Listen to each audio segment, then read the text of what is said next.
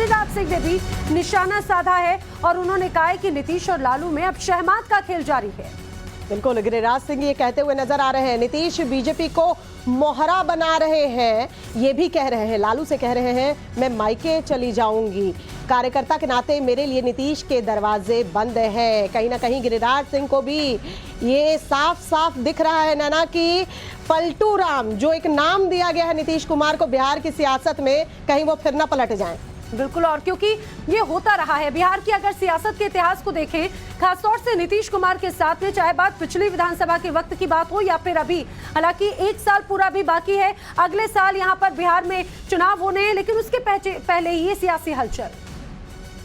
Tweet आया ना उनकी बेटे की तरफ से, जो ट्वीट आया है वो ट्वीट बड़ा अजीब सा था। 3 अलग अलग उन्होंने ट्वीट किए, कहानियों कविता की भाषा में उन्होंने कुछ लिखा और सीधे टारगेट किया नीतीश कुमार को। नीतीश कुमार की तरफ से ट्वीट आया प्रधानमंत्री को धन्यवाद देते हुए। तो ये उस ट्वीट का क्या परिणाम था? हालांकि ट्वीट डिलीट कर दिया गया। ट्वीट तो बेटी का आया। मैंने क्या कहा कुछ दिन पहले, जब लालू जी के लोग कहे कि मैंने बनाया है, तो नीतीश जी बैकफुट पर थे।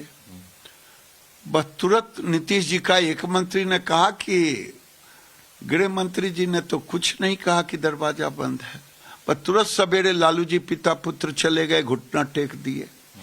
फिर नीतीश जी सीना तान के खड़े हुए, फिर बेटी से ट्वीट करा दिया और परिवारवाद पर उन्होंने हमला कर दिया। जो वहीं परिवारवाद पे हमला किया, बेटी ने ट्वीट कर दी, फिर समझौता हुआ, फिर बेटी ने तुरंत ट्वीट हटा लिया। ये सहमत का खेल चल रहा है और उसमें नीतीश जी बीजेपी को मोहरा बना रहे हैं। वही गाना गा रहे हैं जो मैंने आपको कहा कि मैं मायके चली जाऊंगी, तुम देखते रहियो। और लालू जी डर जाते हैं।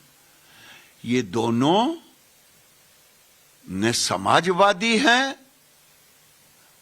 अगर नीतीश जी परिवारवादी नहीं हैं, ये सत्य है, लेकिन परिवारवादियों के साथ तो हैं।